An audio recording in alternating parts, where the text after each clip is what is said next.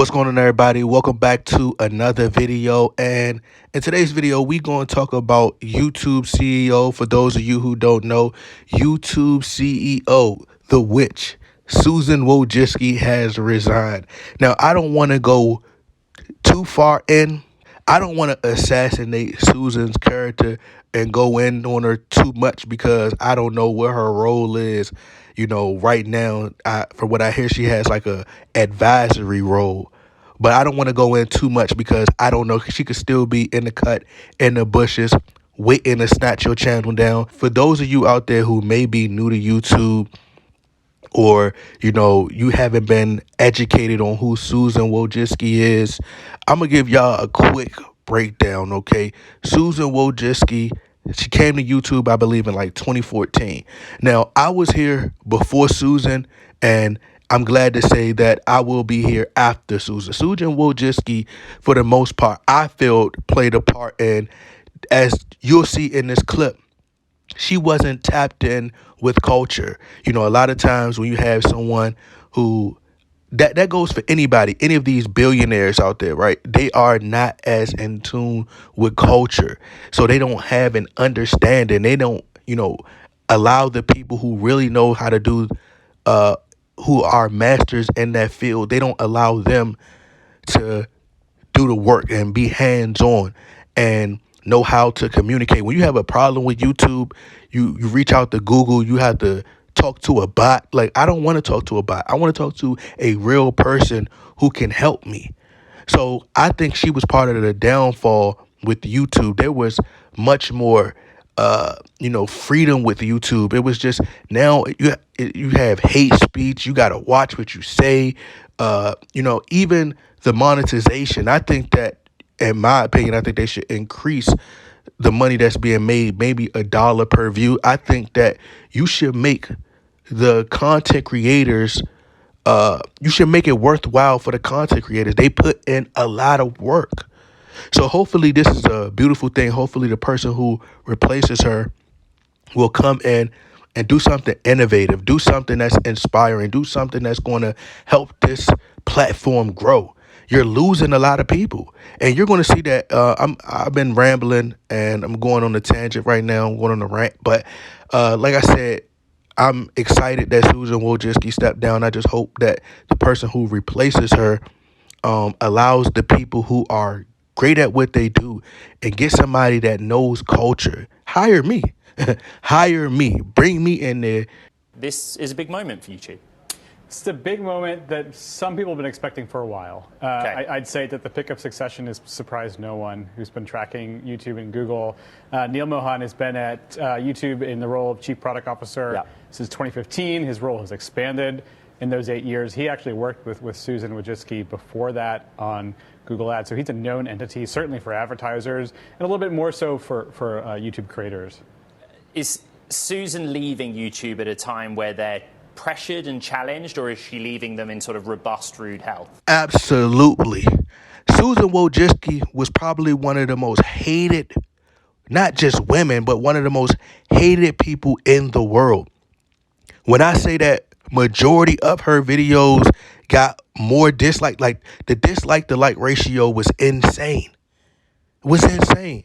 You would look at videos, she would have like 10,000 or 20,000 dislikes. You would look at the like button and she only got like 100 likes or 200 likes. Nobody liked Susan Wojcicki. They couldn't stand her guts. And I ain't even gonna lie to y'all. When I heard this news, I instantly started celebrating, cheering, jumping for joy, fist pumping in the air for excitement. My soul almost near left my body. This is like one of the greatest moments in culture. But I'm almost sure that she's still involved in some way. She got to still be involved some way. She ain't going to just walk away like that. Her voice still will be heard, not just on the platform, but throughout the Google building. But the real reason she left is due to the policies. YouTube is changing so many policies, and they're realizing that people are leaving. They're skedaddling. They're pushing people away. Away, not away, away. They're pushing people away. The policies are starting to get too ridiculous. It's like every day. This is something that I've never experienced before as being a professional YouTuber. I'll say I'm a professional YouTuber. And that was the issue. You're starting to push people away. People spend hours. I'm talking about, do you know how long it take to edit a video? It be sometimes I don't even want to, you don't even feel like doing YouTube videos. And you don't understand it until you become a YouTuber. You spend 5-6 hours on one video editing and chopping the video to make it as short as possible. You don't want it to be like a job. You want it to be like a career. You want it to be like something you having fun doing. See, they forgot that we're not the workers. We're partners. That's what they fail to realize. That's why people are going to other platforms and taking their audience with them. They could really elevate the brand. You got to be a visionary. You got to be innovative. You got to want change. You got to, experiment, try new things, but bring people in who are tapped in with culture. I knew this wave would happen. I knew it would come a day where little kids who be watching the other kids open Toys R Us, it's their fault that they went out of business because most of these big conglomerates, they can't keep up with the time. They out of tune with culture. Toys R Us could have easily evolved and moved with the time. They would have fit right in. All you got to do is, as Toys R Us, just start going to these little kids who, on these YouTube platforms who got over 100 to 2,000 to 1 million subscribers. Go to them with your products, the new toys that you got, give it to them and have them advertise it and put Toys R Us logos all through the video without making it obvious that they have sponsorships. Partner with YouTube. YouTube, partner with Netflix, partner with these other brands. Instead of y'all doing these Netflix specials, pushing these agendas, I be scrolling, looking for great content to watch. And it's hard to find it, especially the content that I want to see. And then the stuff that they're suggesting is stuff that I don't want to see, that I have no interest in. It's stuff that they have an agenda that they're trying to push to the top, trying to control the narrative when it comes to politics. They're controlling the algorithms, pushing the videos that we want to see down to the bottom. All the truth-telling videos, the so-called conspiracy videos get pushed all the way to the bottom. It's making it hard for the new YouTubers to grow their channels now because they want to pander and they want to cater to the bigger YouTubers. No, treat everybody equal. That's what this is about. Help everybody grow. Let's say both. I mean, I think part of Susan's legacy, certainly on the business side, has been taking this asset. In 2014, when she joined YouTube, was this huge commercial success, or sorry, rather huge pop culture success, right? But it had never really proven itself to be profitable. They've gone through a series of crises around the business side, but in the past 5 years, that ad business, at least from what they disclose, has more than tripled. And there's moving into TV streaming. They're struggled a little bit on competing with Spotify, but their big threats now are TikTok, which is clearly a much bigger existential threat. So they tried to push this YouTube TV so much, bruh. Nobody was checking for that. Nobody was paying for no YouTube TV subscription. Kids don't watch TV, nor do kids care about TV. And as he said, they are starting to have threats, competition. You can't bully people no more. You can't say, oh, well, if you don't like it, then you got to leave. All right, then we're going to leave. One of my favorite channels on YouTube was Chronicles of Judah. Many of you may not know who Chronicles of Judah is, but Chronicles of Judah, he had made a video talking about, I think, Dwayne Wade. I think that was the last straw for him. He was talking about Dwayne Wade's child, right? Now, I'm not into, me personally, how someone raises their child, but everybody has a right to their opinion. But they demonetized his platform, and he didn't even care to even try to fight it. One of the best YouTube platforms on YouTube, over 100,000 subscribers. You're willing to lose this great content creator, sacrifice losing that just to appease people who ain't really talking about nothing, who really destroying the minds of these young little kids. You're willing to demonetize him. He leaves and he goes to Patreon and builds a subscription base. Builds a large subscription base. So you lost out on money. All the little kids' attention is being directed at TikTok. You're trying to do shorts. You're doing shorts so you can model your platform after TikTok. No. And no matter how long the content is, they'll watch it if it's entertaining. But a lot of people, they can't even find the content. They can't find the great content because y'all pushing everything to the bottom. Y'all making it very hard to find the great content. You're trying to tell people what they want to watch. No. People like conspiracy videos. Everybody like what they like. But y'all trying to control the narrative. A lot of people are going to TikTok. Another thing is they're taking too much money. Way too much money. I think it's like 60-40.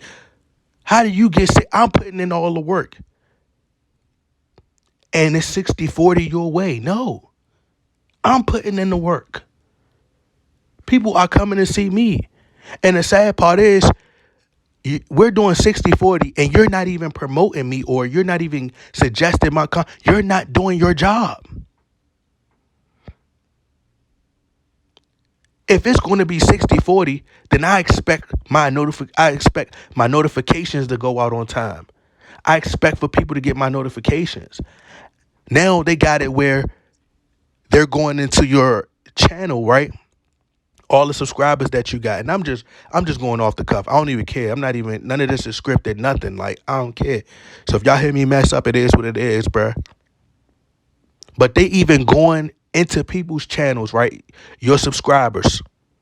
And if that subscriber, that channel hasn't been active in a while, then they're going in there and they're doing a massive wipeout.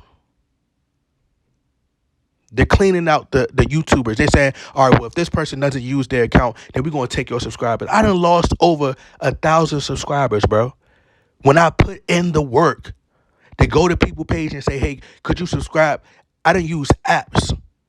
I done downloaded apps from my phone, bro. Even dating apps. It's crazy. That's how much I wanted to grow my subscribers.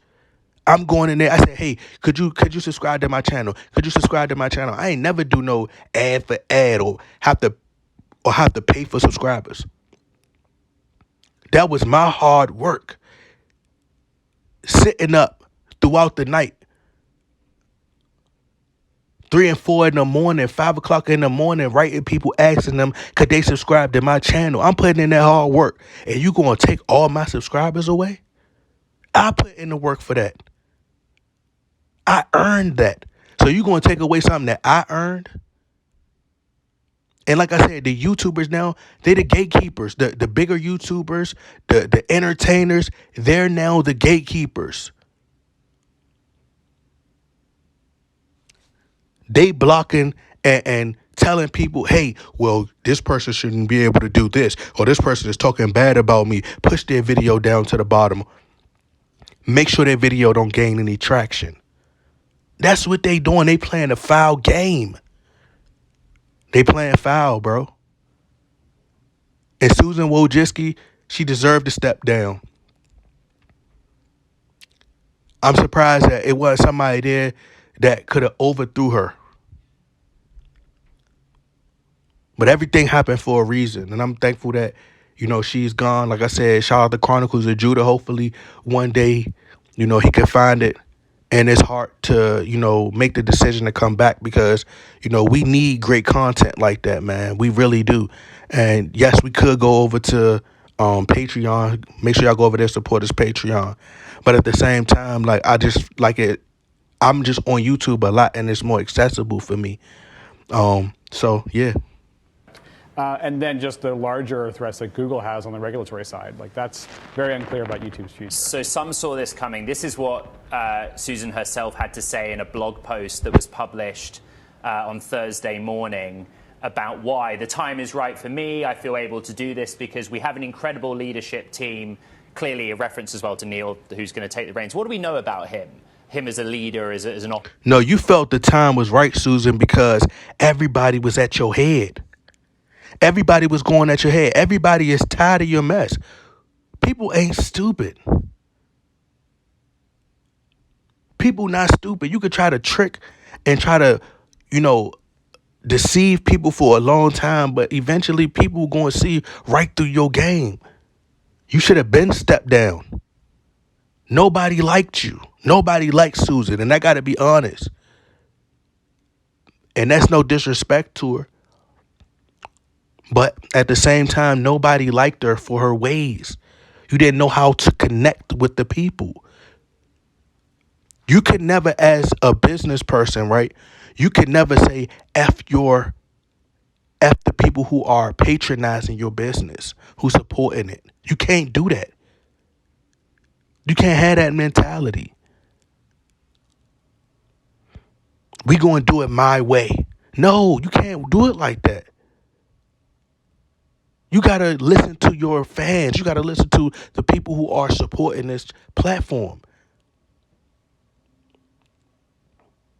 Nobody was paying for, well, maybe some people. I'm not going to say nobody. But not a large majority of people are paying for the YouTube Premium and the YouTube Red and, the YouTube TV. Nobody want to watch that, bro. Nobody watch cable no more. They don't watch TV no more. And nobody got no antennas. People barely got TVs now. Nobody want to watch that.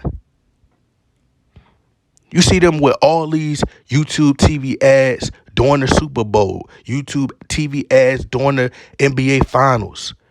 And you telling me y'all still ain't up there with Netflix? That go to show you that it's not offering anything that we can't get. We don't care about YouTube TV. What we care about is being able to go on YouTube. We don't care about watching no TV shows. We like watching Casino for Life. That's what we like watching.